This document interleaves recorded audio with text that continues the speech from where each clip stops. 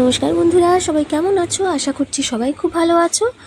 Kitchen of Debashree নতুন একটি recipe ব্লগে তোমাদের সবাইকে স্বাগত জানাচ্ছি। তো আজকে আমার কিচেনে রান্না হতে চলেছে একদম চিরাচরিত, যেটা আমাদের বাঙালিদের সাবেকি জলখাবার, যেটা হচ্ছে জলখাবার বলতে পারো বা এমনি খাবারও বলতে পারো। সেটা হচ্ছে ছোলা দিয়ে কুমড়োর আলুর ঘন্ট। তো দেখো, একদম অনেকেই আমরা জানি রেসিপিটা, যারা জানি না তাদের জন্য কিন্তু এই রেসিপিটা আমার দেয়া। তো দেখো, এখানে কুমড়ো আর আলু কেটে নিয়েছে একদম চৌকো চৌকো করে। আর এখানে নিয়েছি ছোলাটা কিন্তু কালকে রাতে ভিজিয়ে রেখেছিলাম আর কি। তো এই দেখো, ছোলা কিন্তু একদম ভালোভাবে ভিজে গেছে।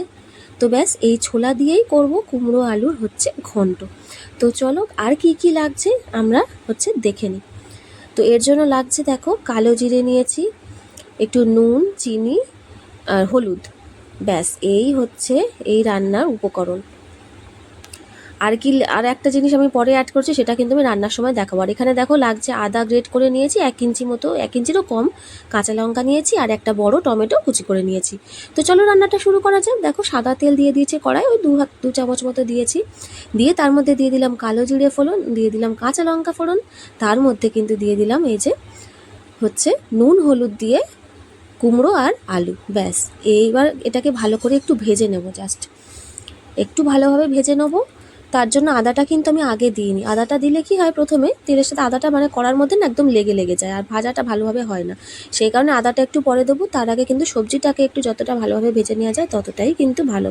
তো দেখো, এই যে টমেটো আর আদাটাও কিন্তু আমি এখানে অ্যাড করে দিলাম।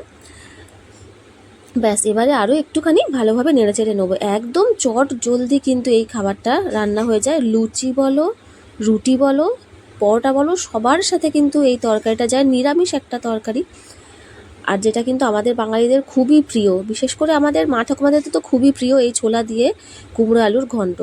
তো দেখো, এই যে ছোলাগুলোও কিন্তু আমি এর মধ্যে দিয়ে দিলাম।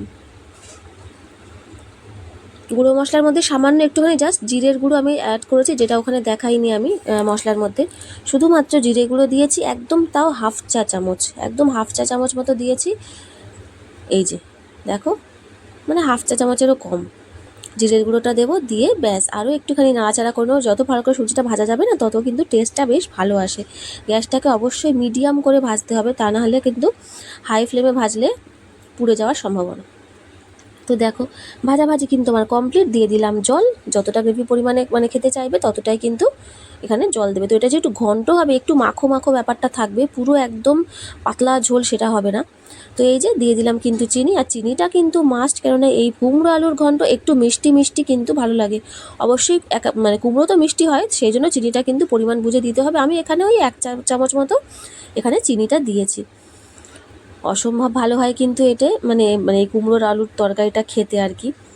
পরোটা দিয়ে হোক, রুটি দিয়ে, লুচি দিয়ে, সবার সাথে কিন্তু খুব ভালো যায়।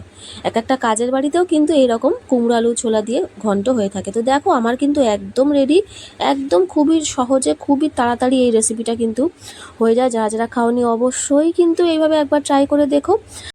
আর হ্যাঁ, ভিডিওটা কেমন লাগলো অবশ্যই কমেন্ট করে জানাতে ভুলো না। যদি ভালো লেগে থাকে তাহলে একটা লাইক করে দিও। আর যারা যারা নতুন বন্ধুরা দেখছো তাদেরকে অনুরোধ করবো চ্যানেলটাকে সাবস্ক্রাইব করে পাশে থাকার জন্য, এরকম আরও অনেক নতুন নতুন ভিডিও দেখার জন্য।